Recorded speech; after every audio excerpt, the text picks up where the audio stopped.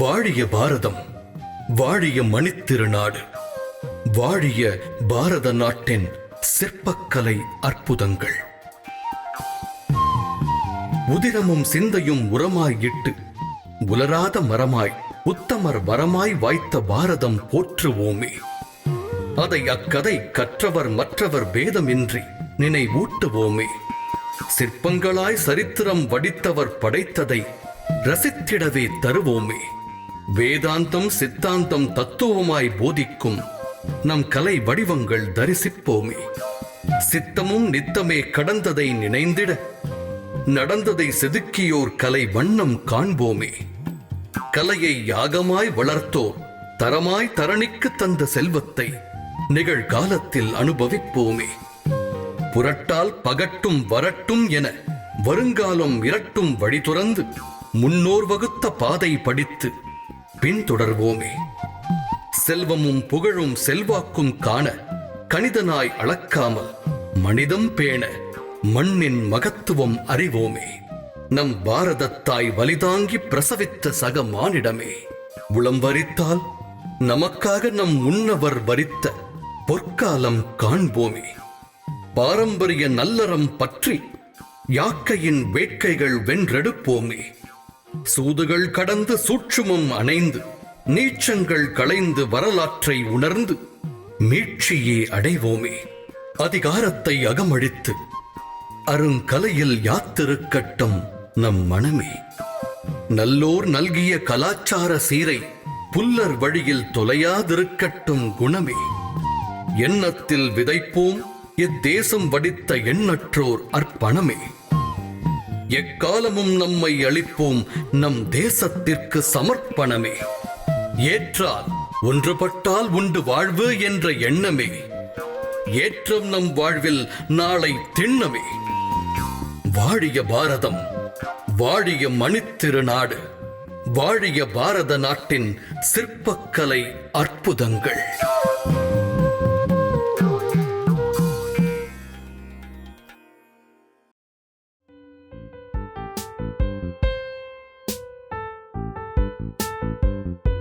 நெடுங்காலமாகவே மேற்கு இந்தியாவுக்கு அரேபிய கடலை கடந்து மத்திய கிழக்கு நாடுகளோட வர்த்தக தொடர்பு இருந்திருக்கு. அது ஐரோப்பா வரையிலும் கூட பரவி இருந்தது. பல ரோமானிய நூலாசிரியர்கள் பாரதத்தோடு இருந்த வர்த்தக தொடர்பு பத்தி குறிப்பிட்டிருக்காங்க. கிமு 77ஆம் ஆண்டு பிளினிங்கிற எழுத்தாளர் தன்னுடைய குறிப்புல பாரதத்தின் அற்புதமான ஆடைகளை வாங்கறதுக்காக ரோமானிய சேமிப்பு பெட்டிகள் காலி செய்யப்பட்டதா பதிவு செஞ்சிருக்காரு. கிமு மற்றும் கிபியின் ஆரம்ப காலத்தை சேர்ந்த மகாராஷ்டிராவின் பல பௌத்த குகைகளின் பதிவுகள்ல கிரேக்க பக்தர்களால பெருவாரியான சிற்பங்கள் நன்கொடையா வழங்கப்பட்டது தொடர்பான குறிப்புகள் காணப்படுது.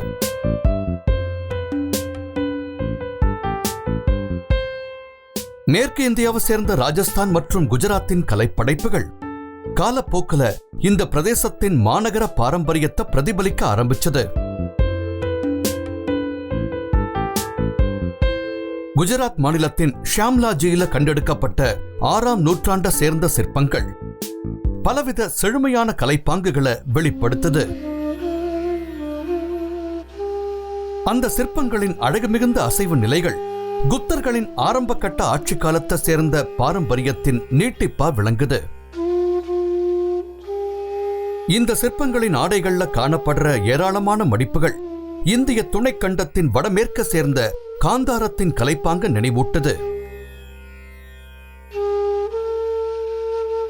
6ஆம் நூற்றாண்டுல எழுப்பப்பட்டதான் நம்பப்படுற குஜராத் மாநிலத்தின் கோப் ஆலயம் இந்த மாநிலத்தின் உயர்தரமான கலைப்படைப்புகளின் அபார சாதனையை பறைசாற்றுது. ராஜஸ்தானின் பாலைவனங்கள் பல வர்த்தக பாதைகளின் இடையில அமைஞ்சிருந்தது. அவை அனைத்தும் இந்திய துணைக்கண்டத்தை மத்திய கிழக்கு நாடுகளோட இணைத்தது. ராஜஸ்தானின் வளமையும் கவர்ந்தெழுக்கக்கூடிய அதன் கலாச்சாரமும் இங்கு அமைஞ்சிருக்கிற ஆலயங்களின் சிதிலங்கள்லையும் தென்படுது. ஜெய்ப்பூருக்கு அருகாமையில் அமைஞ்சிருக்கிற அபனேரிய சேர்ந்த ஹர்ஷத் மாதா ஆலயத்தின் அடிவார பீடத்துல 8ஆம் நூற்றாண்டின் சில நுட்பமான சிற்பங்களை காணலாம். இவைகளின் கருணை மிகுந்த தோற்றமும் நளினமான பாவங்களும் நுணுக்கமா இவை செதுக்கப்பட்ட விதமும் பெரும் பாராட்டுக்குரியது.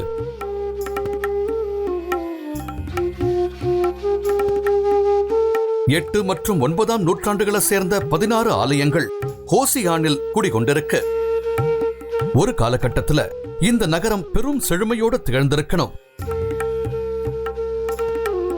சூரிய தேவனுக்காக 8ஆம் நூற்றாண்டுல இங்கு அமைக்கப்பட்ட இந்த ஆலயம் இந்தியாவின் பல பகுதிகளை சேர்ந்த கலைப்பாங்குகளை உள்ளடக்கியிருக்கு.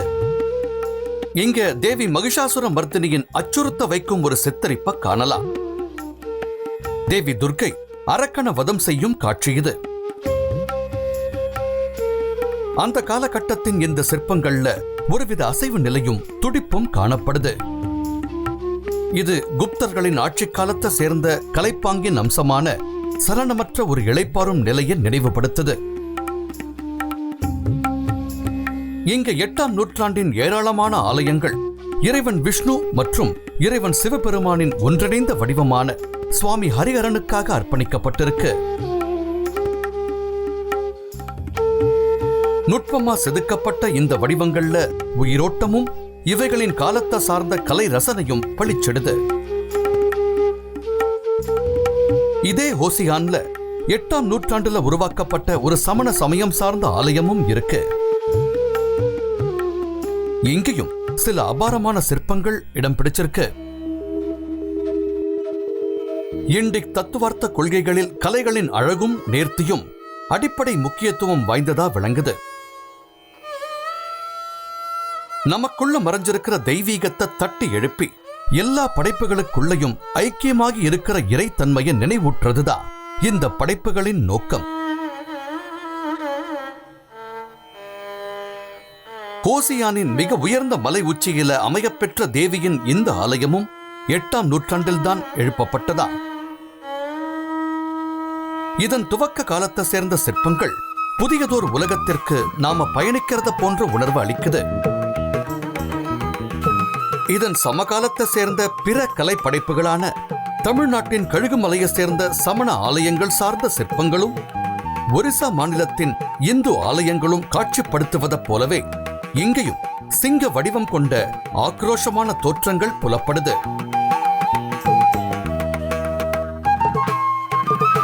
இந்த அச்சமறியாத கற்பனை ஜீவராசி நமக்குள்ள துணிவை ஊற்றெடுக்க செய்யுது.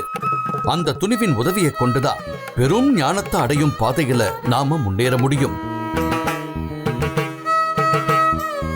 10ஆம் நூற்றாண்டுல ராஜபுதன வம்சாவழியை சேர்ந்த சோலங்கி குலத்தினர் குஜராத் பிரதேசத்துல ஆட்சியாளர்களா உயர்ந்தாங்க.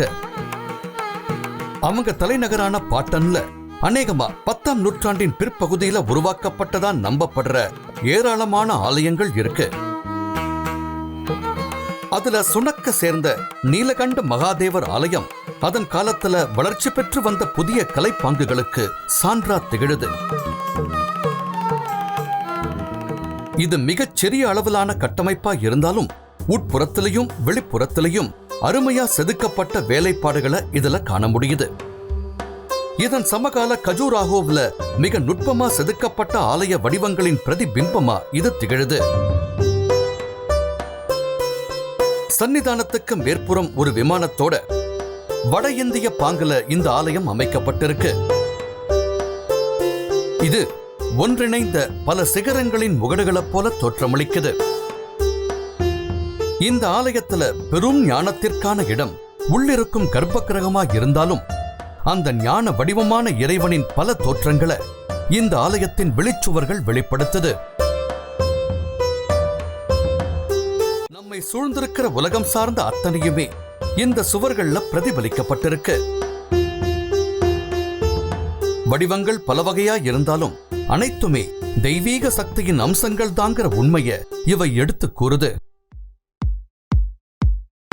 சோலங்கி ஆலயங்களின் கலைப்பாங்கு அவற்றின் படைப்புகளிலேயே மிக பிரம்மாண்டமான முடேராவின் சூரிய தேவனுக்கான ஆலயத்தில்தான் முழுமையா பரிமளிக்குது. 11ஆம் நூற்றாண்டின் முற்பகுதியை சேர்ந்த இந்த ஆலயம் அரசர் முதலாம் பீமரால் எழுப்பப்பட்டது. கிழக்கு திசையில இதன் முன்புறம் ஏராளமான படிகள் கொண்ட ஒரு பிரம்மாண்டமான குளம் தோண்டப்பட்டிருக்கு. அந்த படிகள்ல இறங்கும் பாதையில ஆங்காங்கே இடைவெளிகள்ல பல சிறிய சன்னிதானங்களும் உருவாக்கப்பட்டிருக்கிறது ரசிக்க வைக்குது. ஆலயங்களுக்கு அருகே குளங்கள் அமைக்கப்படுறது இயல்பா இருந்தாலும் அதுல மிக அற்புதமான வடிவமைப்பு கொண்டதா இந்த குளம் திகழுது. இந்த குளத்தின் மேற்பகுதியில உயர்ந்து நிற்கும் செதுக்கப்பட்ட நுழைவு வாயிலான தோரணம் ஆலயத்தின் முகப்புக்கு அழகு சேர்க்குது. இந்த ஆலயத்தின் அபரிமிதமான சிற்ப வளம் தனக்கு ஈடு இணையற்றதா விளங்குது. மரத்தில் மிக ஆடம்பரமா அபார திறனோடு செதுக்கக்கூடிய எந்த திறனுக்காக குஜராத் புகழ் பெற்றதோ அந்த திறனை குஜராத்தின் இந்த ஆலயங்கள் அனைத்தும் மேலும் பொலிவடைய செய்யுது. உண்மையை சொன்னா கண் முன்ன நாம காணும் இந்த சுவர்கள்ல ஒவ்வொரு அங்குல இடைவெளியிலும் சிற்பிகளின் ஒளியால ஏதாவது தோற்றம் உயிர் பெற்று நிலைச்சிருக்கிறத கண்டு வியப்பு மேலெழுது. ஆனா துரதிருஷ்டவசமா காலப்போக்கில இந்த கற்சிற்பங்கள் பெருமளவு தேய்மானம் அடைஞ்சிருக்கு. இருந்தாலும் இந்த சிற்பங்களின் அடிப்படை அழகு மட்டும் சற்றும் குறையல. இவை உருவாக்கப்பட்ட காலகட்டத்தில் இந்தியாவின் பிற பாகங்களை சேர்ந்த கலைப்பாங்குகளும் இங்கு சங்கமிச்சது பகிரங்கமாகுது.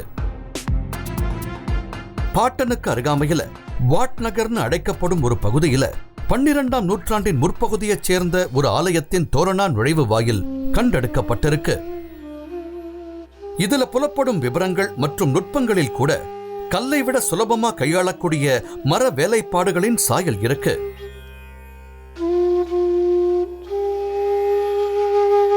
பாட்டனுக்கு சிறிது தொலைவில் ஒரு அகழ்வாராய்ச்சி களத்துல பிரம்மாண்ட ஆலய வளாகமா செயல்பட்டு இருக்கக்கூடிய இடத்தின் சிதிலங்கள் மிஞ்சியிருக்கு. இங்கு காணப்படுற சிற்பங்களின் பாங்கு இந்த ஆலயம் சோலங்கிகளின் ஆட்சி காலத்துல 11 மற்றும் 13ஆம் நூற்றாண்டுகளுக்கு இடையில உருவாக்கப்பட்டு இருக்கலான்னு சுட்டிக்காட்டுது. இங்க நுட்பமா செதுக்கப்பட்ட சாளர சட்டங்கள் வெள்ளை பளிங்கு கல்லுக்கு சமணர்கள் தந்த முக்கியத்துவத்தை உணர்த்தது. தெய்வ வடிவங்கள் மற்றும் தீர்த்தங்கரர்களின் உருவங்களை தவிர நாயக்கான் அழைக்கப்படுற அழகிய பெண்களின் உருவச் சிலைகளையும் இங்க காணலாம். அந்த காலகட்டத்தின் சிற்பிகளது மென்மைத்தன்மை மற்றும் நேர்த்திக்கு இவை சிறந்த உதாரணங்கள். இத உருவாக்கின அரசர் இந்த ஆலயத்தை சூரிய தேவனுக்கு அர்ப்பணிச்சாலும் அவர் மனைவி உதயமதி பாட்டன்ல இறைவன் விஷ்ணுவுக்காக படிகள் கொண்ட இந்த அபாரமான குளத்தை காணிக்கையா செலுத்தியிருக்காங்க. இதன் படிகள்ல இறங்கி பிரதான நீர்நிலைக்கான இடத்தை நெருங்கும் போது இருபுறத்திலும் சிற்பங்களின் ஒரு தனி உலகம் அரவணைக்குது. ஆலயத்தை சுற்றி வலம் வரக்கூடிய பிரதட்சணம்னு அழைக்கப்படும் பயணத்தை போன்றதா இந்த அனுபவம் இருக்கு. சுவர்களும் தூண்களும் நம்மை சூழ்ந்திருக்கும் உலகின் எல்லா வடிவங்களையும் பிரதிபலிக்குது. அத்தனையும் இயல்பான தோற்றத்தோடு விளங்குது. குளத்தை கடந்து இறைவன் குடிகொண்டிருக்கும் மூலஸ்தானத்தை நோக்கி முன்னேறும் பாதையில வழிநடுகிலும் அந்த இறைவனின் பிரதிபிம்பங்களை தரிசிக்க முடியுது. சுவர்களின் இடைவெளிகள்ல தென்படும் சிற்பங்களின் வடிவங்களை சூழ்ந்து நாயக்கான் அழைக்கப்படும் அழகிய பெண் தோற்றங்கள் செதுக்கப்பட்டிருக்கு.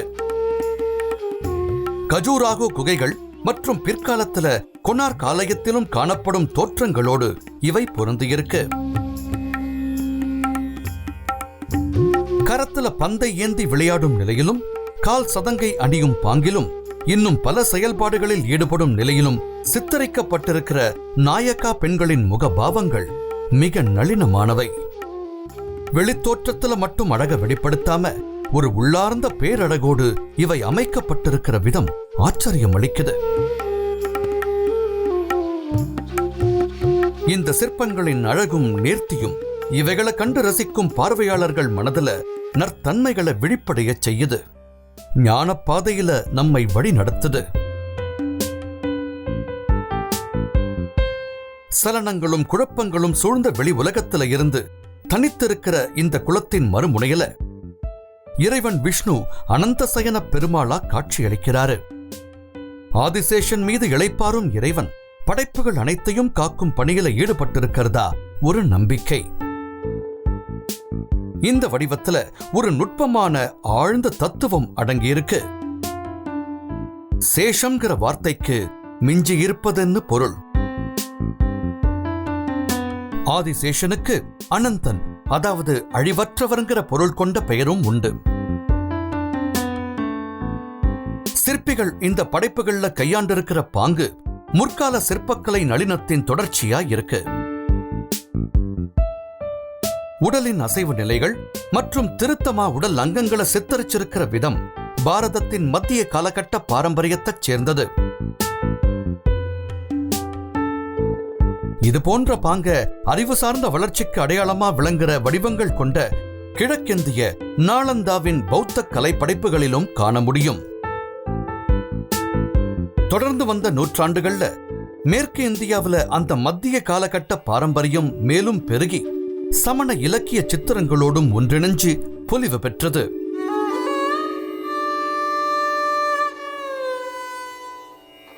மேற்கிந்தியாவில் பெரும் வளர்ச்சி அடைஞ்ச சமயங்கள்ல சமணம் குறிப்பிடத்தகுந்தது.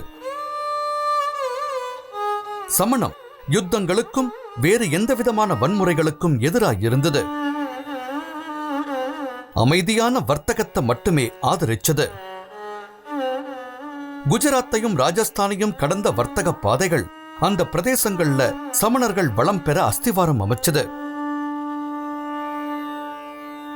இண்டிக் தத்துவார்த்த நம்பிக்கைகளின்படி உலகம் சார்ந்த ஒருவருடைய சிற்றின்ப ஈடுபாடுகளில் இருந்து விடுபட்டு மனதின் அமைதிக்கும் சலனமற்ற நிலைக்கும் முயல்வதே வாழ்வின் நோக்கமாயிருந்தது. தொடர்ந்து வந்த நூற்றாண்டுகள்ல சலனங்கள் நிறைந்த இந்த உலகத்தின் குழப்பங்களை கடந்திருக்கும் யாத்திரைக்கான பல புனித தலங்களை சமணர்கள் அமைச்சாங்க.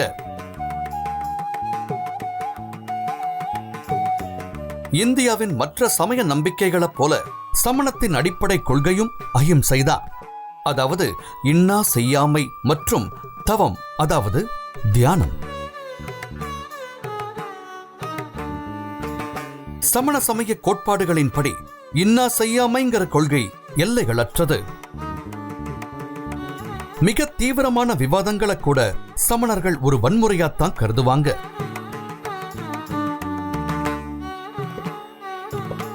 உலக வாழ்க்கையோட பிணைப்பில்லாத ஒரு நிலைய சமண சமய நம்பிக்கைகள் வலியுறுத்தது. நம்மை சூழ்ந்திருக்கும் பிரமைகள் நிறைந்த உலகத்தோடு அதிக ஈடுபாடு கொண்டிருக்கிறத சமண சமயம் ஆதரிக்கல. உலக வாழ்க்கையின் கடமைகளை நிறைவேற்றும் அதே சமயம் அந்த வாழ்வோடு ஐக்கியமாகாம ஒரு தொலைதூர பார்வையாளனை போலவே செயல்படணும்னு சமணம் போதிக்குது. அந்த தனிமைதான் உலக வாழ்க்கையில நம்மை தடம் மாறாம வழி நடத்துமா? சமண கலை படைப்புகள் அதன் தத்துவ நம்பிக்கைகளை முழுமையா வெளிப்படுத்துது. அது இந்திய சிற்பக்கலை படைப்புகள்ல பெரும் உன்னதம் வாய்ந்ததாகவும் விளங்குது. சமணம் சார்ந்த சிற்பங்களின் எளிமையும் சீர்முறையும் சில சமயம் சிற்பிகளின் வேலைப்பாடுகளுக்கான உரிய பாராட்டை ஈட்டித் தராமலும் போகலாம். இருந்தாலும் அது தீர்த்தங்கரர்களின் அடையாளமான ஆழ்மனதின் அமைதியையும் புனிதத்தையும் வெளிப்படுத்துறதோட அந்த நிலையின் வலிமையையும் உணர்த்தது. சரித்திரவியலாளர் ஹைன்ரிக் சிம்மர் சரவணபெலகுலாவில் நிலை கொண்டிருக்கும் பிரம்மாண்ட பாகுபலி சிற்பம் தொடர்பா மிக உயர்வா குறிப்பிட்டிருக்காரு. பாகுபலி சிற்பத்தின் கம்பீரமான ஒரு தனித்துவமும் துல்லியமும் சீர்குலையாத தன்மையும் தன்னிறைவு பெற்ற ஒரு தோற்றமும் உலகத்தில இருந்து தனிமைப்படுத்தி கொண்டதால கிடைத்த வெற்றியின் வெளிப்பாடுன்னு எழுதியிருக்காரு. தத்துவ நம்பிக்கைகள் சார்ந்த ஒரு பெரும் புனிதம் சமணர்களால் பேணப்படுது. மரணம்ங்கிற பயத்தை வெற்றி கொண்டு அறியாமையை கடந்து ஞானத்தின் பாதையில நடந்த தீர்த்தங்கரர்களுக்கு சமணம் பெரும் மரியாதை செலுத்தது. ஆனாலும் அப்படி செலுத்தப்படும் மரியாதையின் பின்னணி அதன் மூலம் பக்தர்களுக்கு பலன் ஏதும் கிடைக்குங்கிற நோக்கம் கொண்டதல்ல. காரணம், தீர்த்தங்கரர்கள் பிரார்த்தனைகள் எட்டும் நிலைக்கும் அப்பாற்பட்டவர்களா கருதப்படுறாங்க. அதனால அவர்களது நேரடி உதவியை எதிர்பார்க்க முடியாதா? எல்லா செயல்பாடுகளையும் கடந்த அவங்க பேரமைதியோடு ஐக்கியமானவங்களா நம்பப்படுறாங்க. அரசர் முதலாம் பீமரால் சூரிய தேவனுக்காக இந்த ஆலயம் எழுப்பப்பட்டாலும் அரசி உதயமதி இறைவன் விஷ்ணுவுக்காக படிகள் கொண்ட இந்த குளத்தை அர்ப்பணிச்சிருந்தாலும் அரசரின் மந்திரியான விமலா ஆரவல்லி மலைத்தொடரின் இந்த அடிமட்ட மலையில ஒரு பளிங்கு கல் ஆலயத்தை ஸ்தாபிச்சாரு. இந்த ஆலயம் முதல் சமண துறவியான ஆதிநாதருக்காக அர்ப்பணிக்கப்பட்டது. எல்லா சமயங்களும் பேதமின்றி ஒருங்கிணைந்து பேணப்படும் இந்த அற்புத பாரம்பரியம் இந்திய துணைக்கண்டத்துல மிக முற்கால ஸ்தூபிகள் மற்றும் ஆலயங்களின் காலத்துல இருந்தே நடைமுறையில இருக்கு. தொடர்ந்த நூற்றாண்டுகள்ல இங்க ஏராளமான சமண ஆலயங்கள் எழுப்பப்பட்டன. இந்த முறையில ஆலயங்களை வெள்ளை பளிங்குக்கல் கொண்டு உருவாக்கும் பாரம்பரியம் தற்கால ராஜஸ்தான் மாநிலத்தின் ரணக்பூரை சேர்ந்த சௌமுகா ஆலயத்திலும் தொடர்ந்திருக்கு. அருகாமையில எந்த நகரமும் இல்லாத நிலையில பல குறைவான உயரம் கொண்ட மலைத்தொடர்களுக்கு இடையில இந்த ஆலயம் அமைய பெற்றுள்ளது. கிபி 1439 ஆண்டுல உருவாக்கப்பட்ட இந்த ஆலயம் வழக்கத்துக்கு மாறா இந்த கட்டமைப்பை வடிவமைத்த தீபகாங்கிற நபரின் பெயரையும் இதன் ஒரு தூண்ல தாங்கி நிற்குது. இந்த கட்டமைப்புல மொத்தம் 80 குவி மாடங்கள் இருக்கு. அவைகளை சுமக்க 400 தூண்களும் இருக்கு. மிக நுணுக்கமா செதுக்கப்பட்ட அத்தனை தூண்களிலும் எந்த ஒரு தூணும் மற்ற எந்த தூணின் வேலைப்பாடுகளோடும் ஒப்பிட முடியாததா விளங்குது. மேற்கூரைகள் மற்றும் முற்றங்களின் வாயிலா இடைவெளிகள்ல பாயும் வெளிச்சம் இந்த இடத்தை ஒளிமயமாக்குது. இதனால நுட்பமா செதுக்கப்பட்ட வேலைப்பாடுகள் தனித்துவமா தெரியறதோட இந்த அமைப்பின் உட்புறமும் விசாலமானதா தோன்றுது. நாலாபுறமும் சூழ்ந்திருக்கும் வெள்ளை பளிங்கு கற்கள் புனிதத்துவத்தின் பேரடையாளமா திகழுது. இங்கு காண கிடைக்கிற வடிவங்கள் முழுமையா வளர்ச்சி அடைஞ்ச சமணர்களின் சிற்பக்கலையை வெளிப்படுத்துது. இந்த படைப்புகளின் உடல் அம்சங்கள் துல்லியமான வடிவியல் இலக்கணங்களை பிரதிபலிக்குது. உடல்களின் மேற்புறம் வழவழப்பா இருக்கிறதால தீர்த்தங்கரர்களின் ஆன்மீக உயர்வை துல்லியமா எடுத்துக் கூறும் பிரதிபிம்பங்களா இவை திகழுது.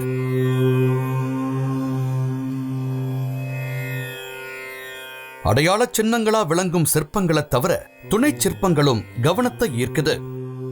இசை மற்றும் நடன கலைஞர்கள் அசைவு நிலையில சித்தரிக்கப்பட்டிருக்காங்க. இந்த சிலைகளின் தரம் உன்னதமானதா இருக்கு. கால்கள் இரும்பு தண்டுகளை போல தோற்றமளிக்குது. அதோட இந்த தோற்றங்கள் அமைக்கப்பட்ட பாங்கிலும் நுட்பமான வடிவியல் காணப்படுது. விதானம் அல்லது கவிகைன்னு அழைக்கப்படும் இந்த ஆலயத்தின் மேற்கூரைகள் தனித்துவமான வேலைப்பாடுகளை உள்ளடக்கியிருக்கு. தகடாலான செதில்களை போன்ற அடுக்குகள் கொண்ட இந்த வடிவியல் மற்றும் தோற்றங்கள் மெய்சிலிர்க்க வைக்குது. மிக தீவிர நுட்பங்கள் கொண்ட இந்த வடிவங்களை காணும் போது செய்யப்பட்ட நுணுக்கத்துக்கு ஏத்தவாறு இதன் சிற்பிகளுக்கு ஊதியம் வழங்கப்பட்டிருக்கலாமோங்கிற எண்ணம் தோன்றுது. ஏன்னா அந்த அளவிற்கு இந்த கலைப்படைப்புகள்ல விளக்கங்களும் விபரங்களும் அடங்கியிருக்கு.